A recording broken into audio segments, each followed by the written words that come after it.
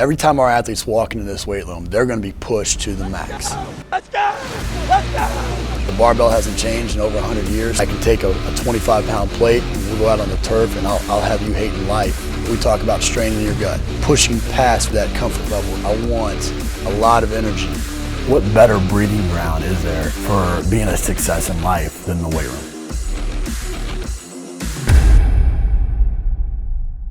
Hey guys, welcome to Iron Game Chalk Talk. I'm your host, Ron McKeefery, and this is episode number 319. I want to thank you guys for listening each week. Really appreciate those of you that like, share, comment. Just helps us continue to highlight the great people that we have in our profession. I also want to thank our sponsor, Train Heroic, for bringing these episodes to you for free.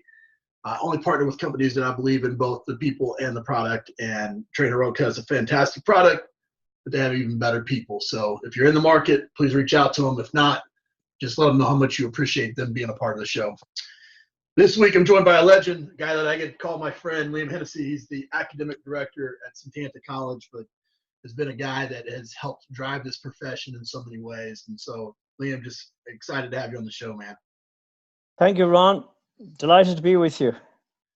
Liam, it would take me about a year just to mention all the places that you've been and things that you've accomplished in this profession. But rather than do that, which either team, sport, year, which stop along the way had the biggest impact on you as a coach and really helped you become the coach you are today? Whoa, oh, okay. Well, look, you might be surprised at this, but back in 1978, 79, I think 78, 79, that's a long time ago, Ron. Hobbs, New Mexico. I'm a young pole vaulter. I'm on scholarship. Yeah. I'm trying to get to the Moscow Olympics. I've been pole vaulting. I'm 18. What am I? Whatever age, 18, 19. I'm pole vaulting and I'm really, really fanatical about it. And there I am running a 6-mile run around the desert in Hobbs, New Mexico. And I'm halfway around and I say, what's the shortest way back to the college? So I get back, I run straight into the library and I say, there's got to be a better way of doing this. There's got to be a lot better way. So I rummaged through the library, microfiche, magazines, track technique, modern athlete and coach, Fred Wills. And I said, wow, gosh. I started reading this. I'd say I didn't come out of that library till closing time every day for the following week. Wow. And what I decided was there is a better way. There's a better way of preparing for your activity or sport than just doing the standard classical stuff. And at that time, it was aerobic cardiovascular endurance preparation. For an event like pole vaulting, which is all about speed, power, and agility, and aerial agility, and so Sure. strength. So that was a bit of a moment for me, Ron. And I said to myself, there is a better way. And it's through the science of performance. It's through this type of science. It's through gathering the expertise that has been out there for years. Now, in fairness, that expertise was Eastern Bloc. It was the Eastern European methodology. Right. Okay, Fred Welch, modern athlete coach. It was, an Australian magazine, but everything was distilled out of the communist approach to long-term performance. So that was a eureka moment. That was a moment. It was a week actually. And look, I haven't stopped studying since then. So that was one key moment in my life. That's fantastic. I think so much. My wife and I were just talking about microfiche the other day. Even I think one thing. I was just on somebody else's podcast right before I jumped on this one. It's me, kind of your superpower or whatever, something along those lines. And I said exactly what you just said. I think the great coaches and ones that are especially when you've been in it for as long as you have, and me about a decade behind you. We just asked a bunch of questions. We just asked a bunch of questions, and we weren't afraid to seek out the experts. And I think for some reason that seems to be kind of a challenge these days. I don't know, maybe it's because we're too prideful to not have all the answers or whatever it is. But I know you and I, we've had many talks, we've had coffee, in England over the fact that we're okay with not having all the answers. But we want to be able to ask the right questions. Yeah, and the other thing then is there are no secrets. I mean, when we, I'm here, would you believe it? I'm here in Limerick in Ireland, and I'm in a county that won the All-Ireland last year. Now, for folks who don't know about Ireland and hurling, it's our national sport. It's amateur. It might look pretty dangerous because they're 15 versus 15 with sticks in their hands. Now, right. At the end of the day, there's huge tribal rivalry between counties. And I'm a Tipperary man, and my county just won the All-Ireland. But I have no problem in sitting down with anyone from any county that plays hurling, and I love nothing better than to have discussions about how can you get better, what is a different way of doing things, how can you do it this way, and everything is cultural and environmental dependent anyway. Right. So the way I would do things in Tipperary, or somebody would do it in Limerick, is actually going to be tweaked and shaped to mold the personalities, the individuals, the environment in which they are. And we're a community of coaches, Ron, and no matter what sport we're in as well. And the one thing that we pride ourselves on, as you know, is communication with our athletes. And well, hey, social media, the internet and all that, which I don't use that often, I must say. I'm just a bit of a Fred Flintstone on this. But my point is that it would be lovely to engage one in small groups in a community of coaches where you could share and you could say, no, yeah, I agree with that. What do you think about this? I've tried this and this doesn't work. What about that? I don't know that social media actually embrace the true spirit of that kind of one-to-one or a small group engagement. I think the guys in the college they say, yes, it does, Liam, you should be working away more on this. But I just love meeting people over a civilized cup of tea, as my great friend, great AK says. And hey, when you have a warm cup of tea in your hand, you're just more relaxed and you can see each other, you can engage with each other, and it's far more beneficial at all costs. Even if it is that I have to travel a couple of 1,000 miles across there to meet you for that civilized cup of tea. No question. Well, Liam, you don't do all the things that you've accomplished without making some mistakes along the way. What's one of the biggest mistakes you made and how you learned from it? Okay, well, I think one of the biggest, many mistakes, Ron, many of them. I have no doubt that one of the biggest was the assumption that when I was a coach, the assumption that the message, that the principle or the method or the approach was being received, and it was a two-way thing. Assuming was a big mistake. Now, let me put that as an example. For example, we started with rugby back in 2000. This is just 19 years ago.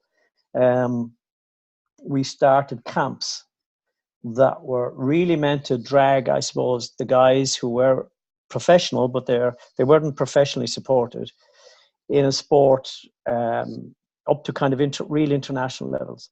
And so I decided we need to go away. We need to rub shoulders with the greatest athletes in the world.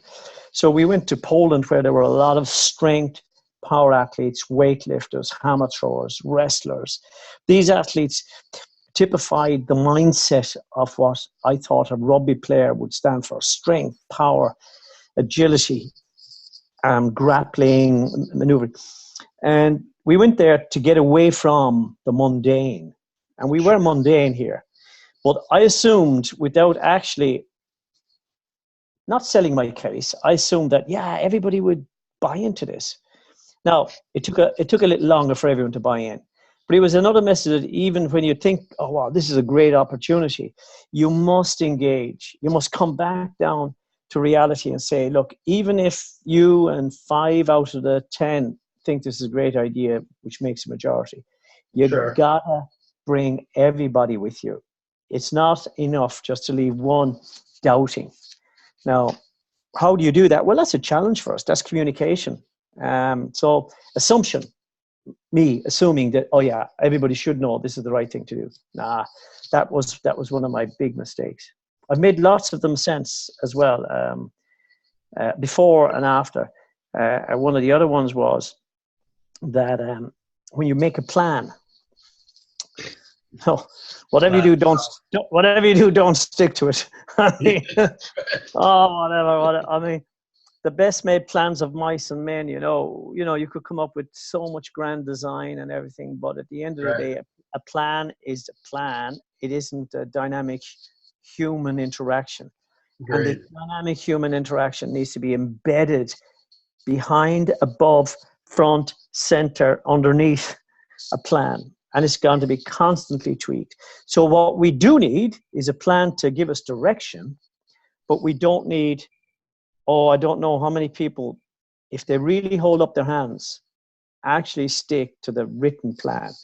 Yeah, maybe principles and goals, yeah, you can argue they're very important statements. Right. But the process. So that was another, I think I'm kind of looking at that as well as a huge learning curve. Let's make a plan. Let's make the plan. But let's respect, let's regard. There's a human element in this all the time. Great. Yeah, I think it's so important. It's really a hypothesis, right? I mean, it's a scientific method and trying to throw out ideas out and test them against concepts and make some challenge, some tweaks and transitions to hopefully get what you're trying to accomplish. And I think that's sometimes what we forget is that we're practitioners, but we're scientists within the weight room as well. You mentioned something in there that that is something that I've been on a soapbox about quite a bit lately. And I would imagine you being, again, about a decade and a half or so ahead of me. This field was born out of a time when people thought it was bad to lift weights. They thought it was the concept of having a strength coach was so foreign to them. But even 20 years ago, you were you're convincing people to invest money and resources into being able to take teams of coaches and athletes to Poland and other places, and to feed that knowledge base, to grow the profession. I think too many times at this point we're on information overload. We got access to too much that people are too comfortable to go out and either invest time or energy into getting outside of their comfort zone. When again, this field was born out of a bunch of rebels that kind of got out of their comfort zone and created something from nothing.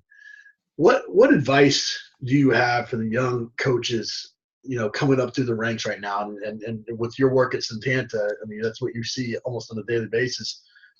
What advice do you have to them to not only learn new concepts and meet new people and those types of things, but really take this field to the next level and grow the profession? Wow. Well, look, here's one, and it's a kind of an odd one. I have the privilege of being with Padraig Harrington for 22 years now. He's a golfer, a professional golfer. And Padraig's father, Paddy, a Cork man, a footballer. I sat down with him on the steps outside Padraig's house as Padraig was practicing, and we had one of many chats, and he said to me, he says, "You know what's very important," he says, in what you do. And I said, "Yeah, let's go on, Paddy, give it to me." And he says, "Knowing what not to do." And I said, "Okay." Yeah, he said, "Look, you see that man there?" He says, "If you know what's not good for him or what doesn't suit him, by the way, it might suit somebody else," he said. "Well," he said, "you're halfway there, aren't you?" And I said, yeah. So the more I thought of this, now it's not a negative. It's actually a like, would you train a sprinter like an endurance athlete? Right. Well, not really, because that's not the right thing to do.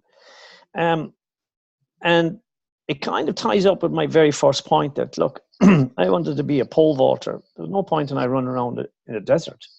Right. I needed indoor arenas, technical, models, and I needed strength and power and speed. And so the model that I'm looking at, if I know what not to do, well, it'll point me in a different direction.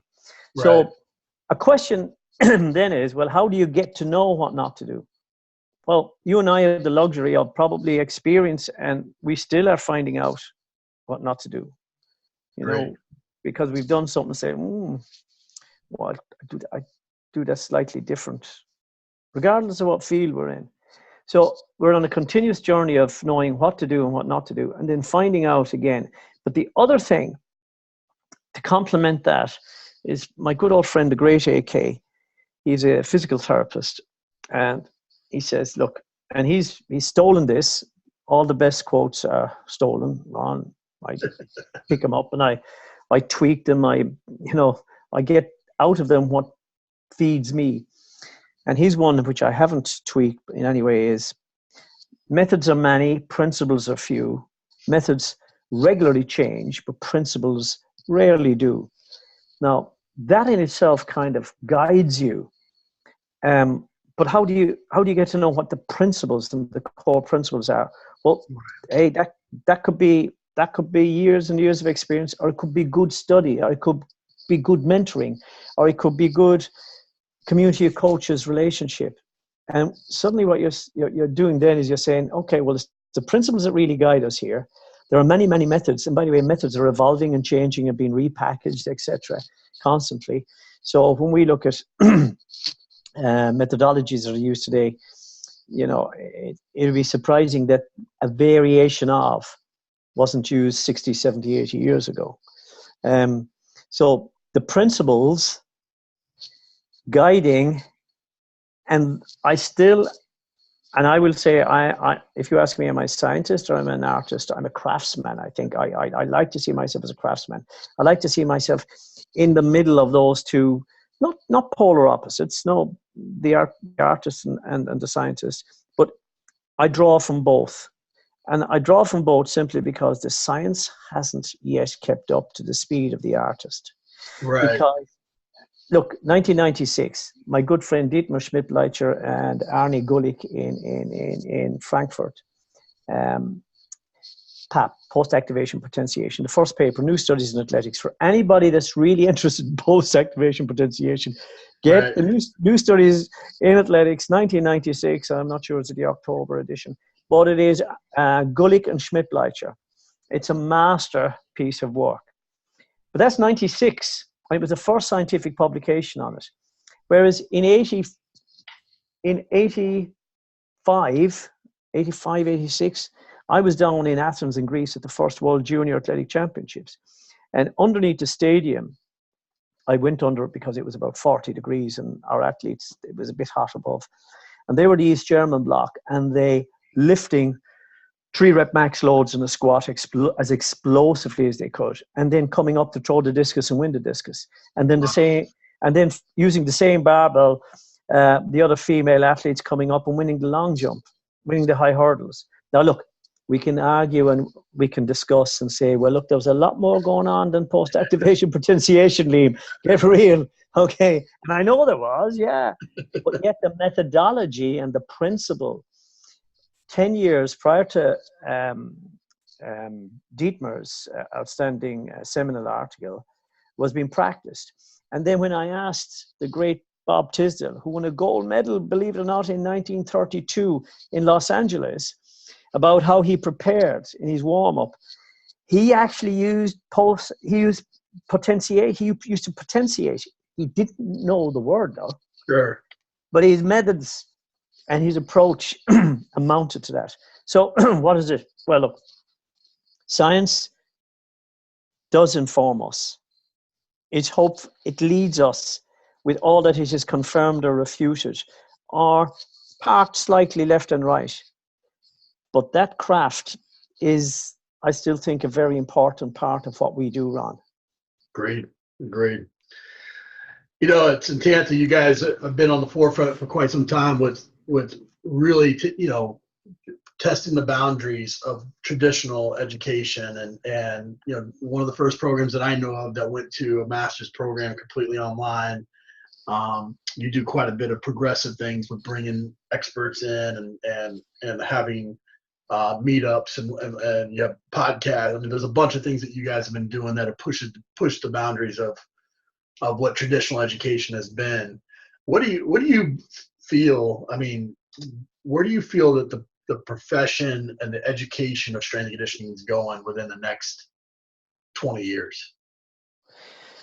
Well, yeah. Well, look, there is a very obvious trend, but I even think the NSCA and the states, the community in the states had seen this as well, that the S&C coach is moving outside of sport big time.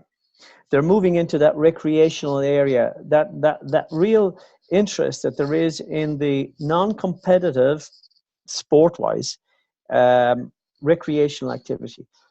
Some would even say it's not recreation, it's serious commitment, and it is. And it is just as professional in approach and needs professionalism. It needs very good specialists. So I think S&C is going to broaden. Now, whether it's strength and conditioning, you see, as we know it, is a much broader concept than just strength conditioning. It's much broader. To those who are not used to the terms or who kind of slightly removed from its profession, would say, oh yeah, these are the guys and the girls who are in the gym and they're involved in technical lifting and getting you stronger. But no, that's such a narrow focus, as we know. But thankfully, I think the skills and the specialism of the S&C coach are being sought after outside of the competitive sporting arena. And that's a very good thing. That's only very good, because it gives opportunity, first of all, and it gives then those who are not in that sport setting the opportunity to engage with and work with an S&C specialist. Now, Right.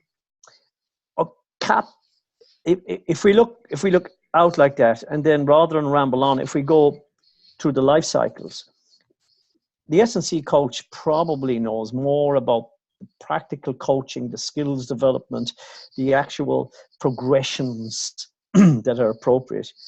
And what I see as well, I see some of the great guys that are in and around UK and Ireland in particular, simply because I'm probably more in touch with them frequently.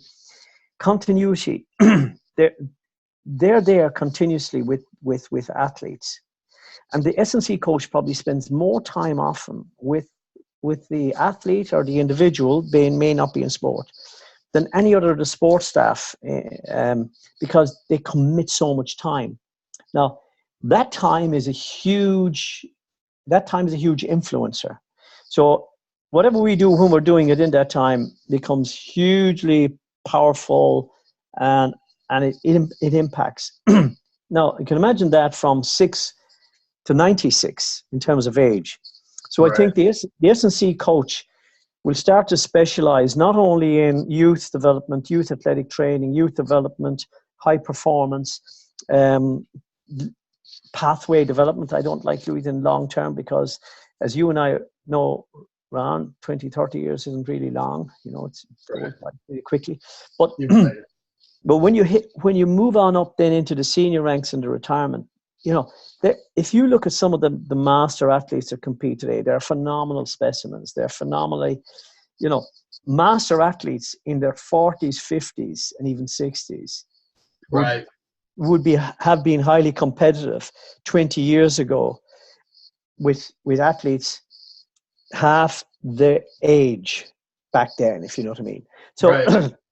So S&C has played a huge role. So respecting that, and it has been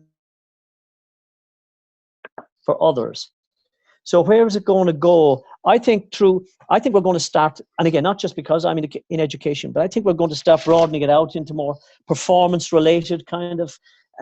We're going to be striving to get human performance moving forward, and it won't be just in sport. Yes, it will be. It'll be in physical endeavor, in wellness as well, because the strength and conditioning coach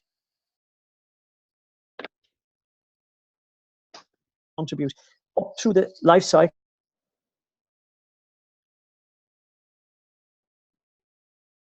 across all sorts of voluntary, even when you look about, and dare I say, go into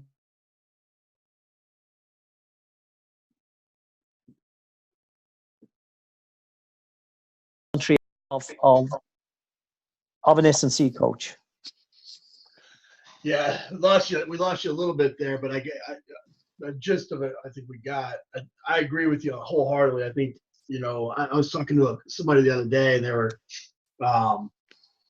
they were oil rigs, and they were talking about how they needed strength and conditioning coaches to, we forget sometimes that it's part performance, but it's also injury prevention, Yeah. what we do, and like a demanding job like being on an oil rig. You lose somebody, in that setting, it might be weeks before they can replace them with a different employee, and every employee counts. So I agree with you 100%. Being almost 4 decades into the profession, you got to start thinking about the other end of the retirement part of it, and and really, you've been one of the few people I asked this question at a conference. I had 300 some odd people in the room, and I asked them to stand up, and I said, sit down if you can't name more than 5 people that have retired being a strength coach, and the entire room sat down. Getting into that age, when health and finances and retirement and those types of things are of concern. What are things that you wish you would have known, 20 years ago, 15, 25 years ago, to better prepare you for the moments that you're facing, in the coming years? Well, I think one of the key things is preparing for that transition. Des Ryan, our good friend down in Arsenal, Des is very good on this. Des speaks about this as well, Ron. But how do you transition from being an S&C coach? Now, my great pal Alvar Mail, who is a legend in the field, Al has successfully kind of encountered 50s. I think he's probably in his 7th decade. Oh, hold on, I'm in my 7th decade. It all depends on what year you were born in, But as you said there from your straw poll when you asked, how many know those who retire from the field, it's perceived to be a young person's area, a young person's profession, a young person's domain. It need not necessarily be that. And I do think that not everybody who is coming through probably properly prepares for what's going to happen in their 60s or 70s. And that's where I feel one opportunity is always education. And it's educating in the sense of, look, what is the minimum currency that requires you to hold an invitation, an invite role in an educational establishment, where payment is made and it contributes to your pension. And I think not everybody is going to go for a professional doctorate or a PhD, but certainly an awful lot of athletes who become S&C coaches, and an awful lot of S&C coaches don't actually realize the amount of experience and the wealth of it that's there. And there are opportunities out there for literally logging and creating your career, and out of that, using it as the base to get a higher education qualification. whether it's a master's degree or whether it's even moving on into a doctorate or a PhD. Now, what use is that then? Well, if that kind of thought process or discussion started at a much earlier age, that individual could start logging, that individual could start writing it up literally.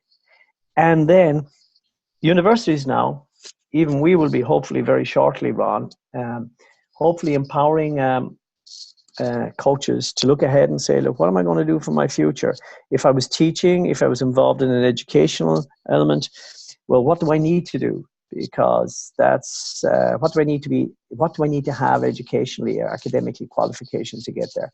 And a master's level is a good it used to be a degree was the requirement, Right. an undergrad degree. Now it's shifted up to a master's degree.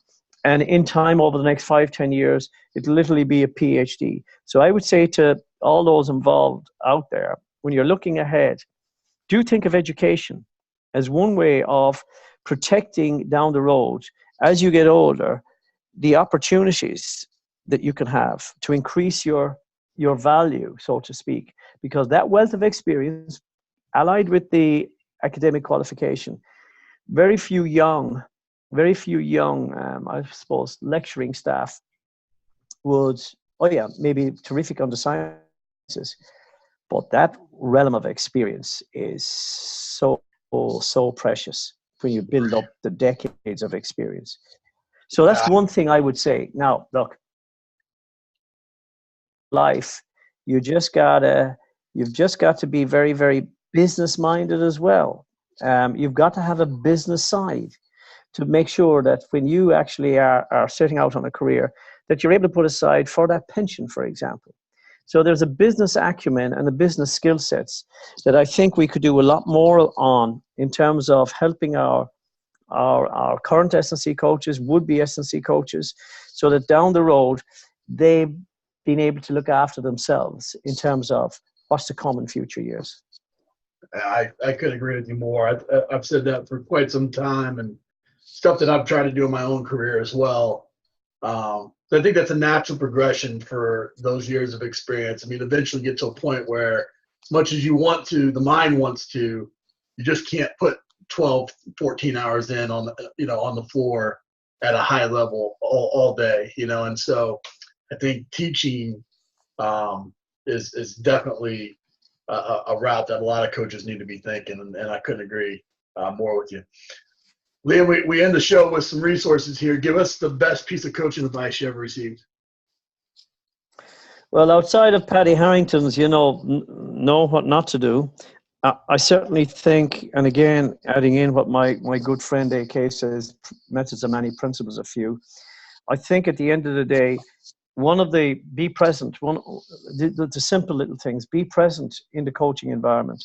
And it's one of the things I think we're in danger of missing out now, because technology is all around us, and we think, we coach remotely a lot of the time. Right. I think be present in the mindset, in the environment in which we're in. I think that's crucial now. It wasn't an issue years ago. It wasn't an issue 10 years ago, because we didn't have we didn't have the little gadget. Oh yeah, we did. We had the kind of little probably calculator to calculate the jump height or whatever. Right. But we were present. Now we have a danger of being more remote. So be present, engage, get to know. Look, one of the greatest lessons I ever learned was when I was 12 years of age. It was from a sprints coach, MacDonald Bailey, who Trinidad and Tobago, and then he competed for Britain in the 50s, was a world record holder of sprints, I think. But he came to our small little town in Capperwhite, County Tipperary, for a coaching clinic when we were about 12 years of age. Wow. And the first thing he said to us, he says, I'm not here to disappoint you, but I don't know ye. I can't coach you. So he explained what he meant, and it's so true. I don't know you. How can I coach you? But I get to know you pretty quickly, he says, because I'll watch you move. I'll give you some challenges. And by gosh, within 20 minutes, he had us fairly figured out. But he was present, he engaged, And he got to know us. So what did he get to know? Now, he didn't know, I was from Main Street, Capel White. There are certain things, he could use his eye. Right. So be present, engage and get to know the fundamentals that are huge. We'll never go out of currency, Ron. Great. Give us a book, app, and website recommendation. Oh, listen, you got me there now, because I tell you, there is 2 books that I pontificate about. 3 books. The Young Athlete by McKeefery and Bob Tisdale. It was written in 1935. I'm sorry, but it's a great read. It's written in an old kind of register of speech, but it contains many great nuggets about what to do and what not to do. The Bosco tests. Carmela Bosco, an old buddy of mine who was a great neurophysiologist, a super scientist. I mean, the Bosco tests and his rationale. Again, Ron, I mean, he was the man that, that I think took that form of power, speed. Carlo Vittori was the Italian national sprint coach of Pietro Manea back in the 70s. By the way, Pietro Manea, whom they both jointly coach, he still holds the European 200-meter record. Wow. 1972. 19 seconds, 72 seconds now. But anyway, it hasn't been broken in Europe. And the third book is Principles of Sports Training by Dietrich Haar. I mean, that's a phenomenal book. That's, okay, yes, look, we have to accept it. The background is the socialist states of Eastern Europe. Sure. But the principles articulated and the graduality of the principles, the generality, the specificity, the interference, all the elements that we talk about in terms of principles of training, they're there. They're described in both a system level and in an acute session-to-session level. Right. So Dietrich Haar, Principles of Sports Training, 1982, 84, a few editions there, 1970s initially. And my old buddy, Dr. Helmut Bachmann, who was the head of the Sports Politburo in East Germany, he was a translator of that book. Wow. And I had the great privilege of meeting him and getting to know him over a few years after the wall fell, unfortunately. Yeah, but he was another huge insight into the principles, albeit, and I say, once again, there were a lot of stuff we don't condone and we wouldn't. But behind all of that, there was a principled approach, which was very interesting. Yeah. So they're my 3 oldie texts, Ron. That's fantastic. I knew you would get some good ones. I knew it.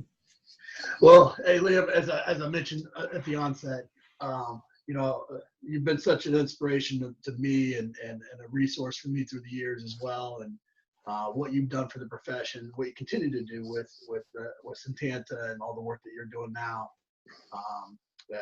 I thank you, everybody that's watching, thanks you, and really appreciate you coming on the show. Ron, thank you very much. Now, listen, you started by saying I had 10 years on you. Then you moved up to 15. I'm worried now you're going to push it to 20. I figured it up as we were going. I think it was like 18 years or so.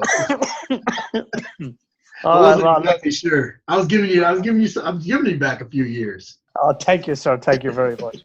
Thank you very much. Good. Ron, it's great speaking, great talking. And I must get over there soon. Yeah, absolutely. Anytime. That's it for this episode of Iron Game Chalk Talk. Thanks to this week's guest as well as our sponsors for bringing this episode to you for free. Make sure to check out ronmckeefery.com where you can join our mailing list, find the show notes, including all the links and resources mentioned, and information about Coach McKeefery's other products. While you are there, please join Coach McKeefery in the comments section thanking our guest for sharing. If you haven't subscribed to Iron Game Chalk Talk on YouTube or iTunes yet, make sure to do so. Comments, ratings, and reviews are always welcome. Coach McKeefery can be found on Twitter at @RMcKeefery, on Facebook and YouTube at /Ron.McKeefery. That's it for this week. Be sure to check back next week for another great episode of Iron Game Chalk Talk.